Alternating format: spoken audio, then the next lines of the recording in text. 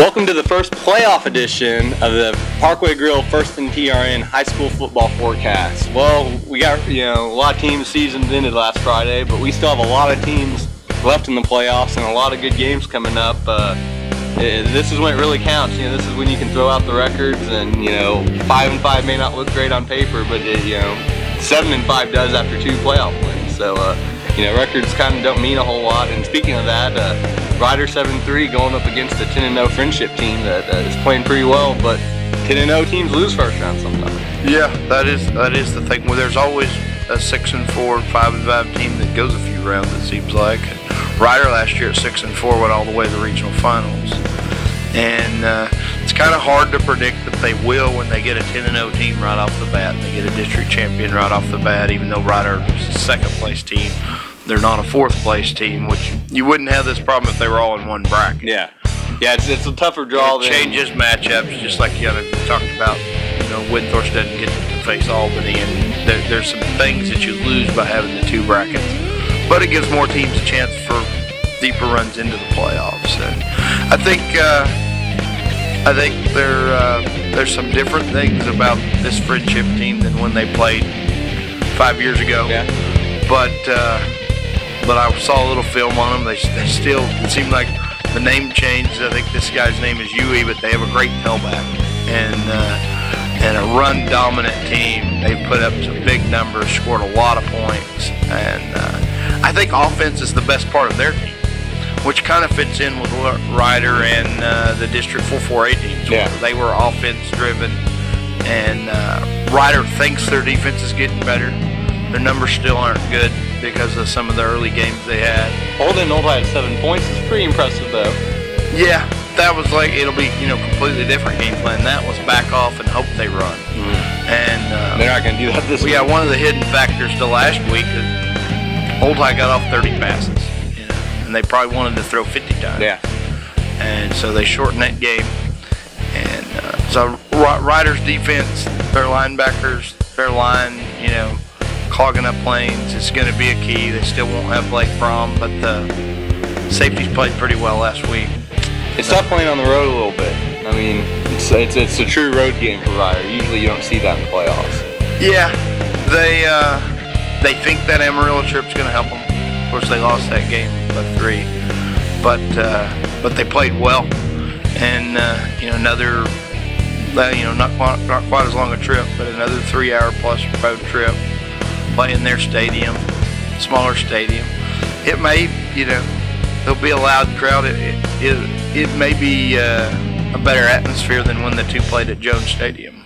It's one of those things. It'll be a close game. It's hard to see like one team really pulling away from the other. I mean, this is Rider had 3 tough, real close losses and a couple close wins. You kind of expect that to happen, right? Yeah, I kind of expect a game in the 20s that it could go either way. I think it'd be hard to pick a favorite. I don't think Rider is going to feel like they're a big underdog. They may talk up the underdog, but I think they think they're going to win. You mentioned today's paper. It really sets up well for Rider if they can win this game. They get the El Paso team next.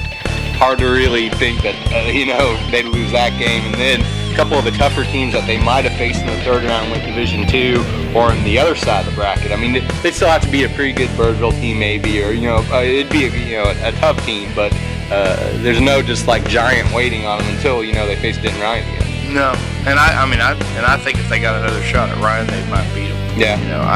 I think they would be hoping it would be Ryan, and I kind of think Ryan might not make it through. I think somebody may upset them, either Southwest or Midway. I wouldn't be surprised at all. I kind of would think, I expect to see Midway on the last line of that draw. Correct me if I'm wrong, but if Ryan gets there, they flipped home and lost last year. So if it's a Denton Ryan Rider final, it's at Memorial Stadium. I think that would be here. Yeah. And that place was jacked that night they played on Thursday. That's a long ways down the road, but I think if they got a 4th shot at them in 2 years, I think the law averages might catch up and give them a chance. That was a big crowd that Friday night or Thursday night when they played. A real loud, pre-Union Jet crowd. And if they got them here, that would be a pretty cool atmosphere. With a spot at the state semis on the line. I mean, I know we're way ahead of ourselves here, but that would be pretty neat to see that happen. Yeah. I'm interested to see how they handle this on the road and they think they're ready, and I want to see Barrett and Wagner in the offense and see what they can do. Let's talk about our 3As now. Now, we've kind of said and thought a little bit this year that our 3As might get swept again, only because it's such a tough district they're facing. Do you still think that? And if we had to pick one team to win, who would you think would win this week? I've been probably too big of a believer in Burke, and I picked them last week. I picked them at Graham. They lost. I think they have the best chance.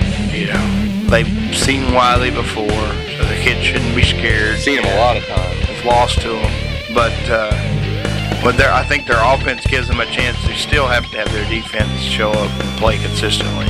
I think the best team right now in that district is Graham. I think they're playing the best.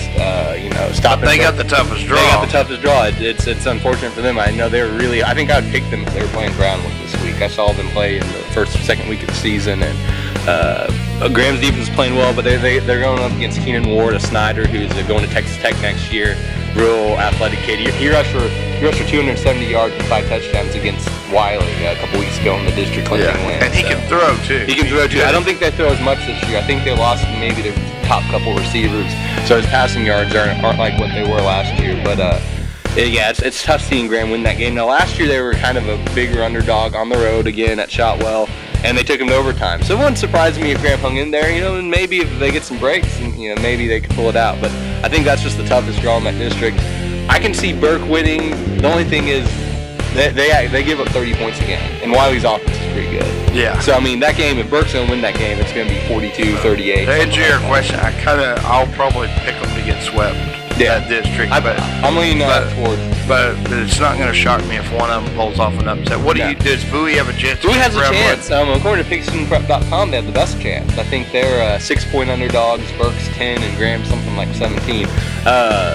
They kind of got exploited a little bit last week. Burke, scored a lot of points on him. But Brownwood doesn't have the type of offense Burke does. Brownwood, I saw him play, the second week of the season. They don't throw the ball hardly. I think they throw it a little bit, but they have a pretty good running back. Not, just a total stud, but he's got about 1,100 yards, I think. That's kind of similar teams. They're both kind of run-oriented offenses, and they have pretty good progressive defenses. So I think this is a game kind of like Rider Friendship. It's going to be in the 20s.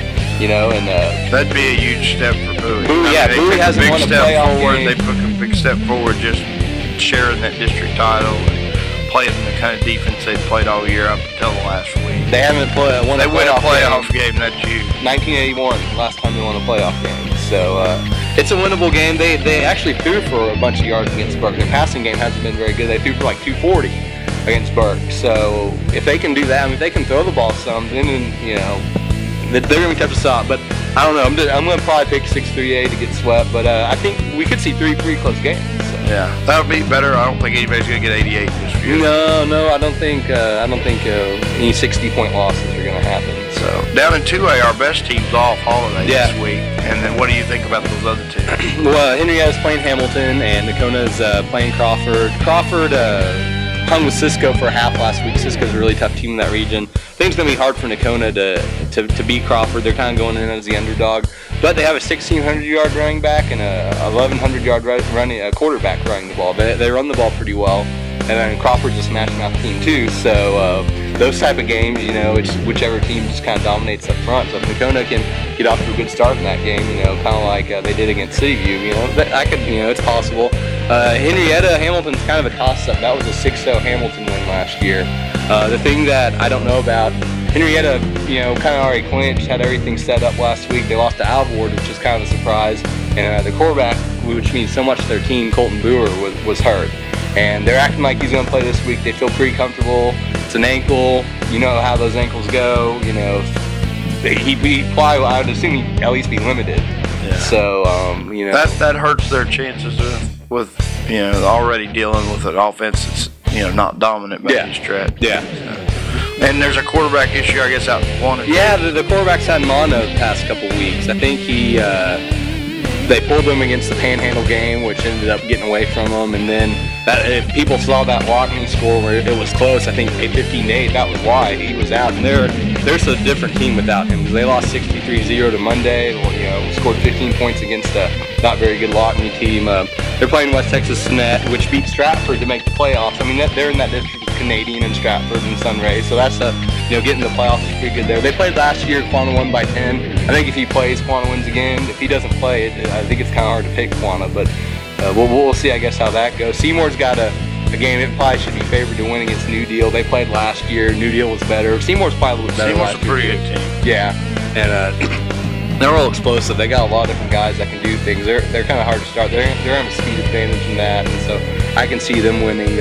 In the smaller division, Monday's going to beat Rawls pretty badly. I think they're just two levels up on Rawls might be comparable to Electra, or maybe even not as good as Electra, and Monday beat them by 40 something. So I don't see that game being close. And the other 11-man game this week, Electra Hamlin, which Electra's in the playoffs for the first time in a little while. That's great for the Tigers. Coach Ivy's, that's one of one of the area's best coaching jobs this year, was to get them back in the playoffs. So.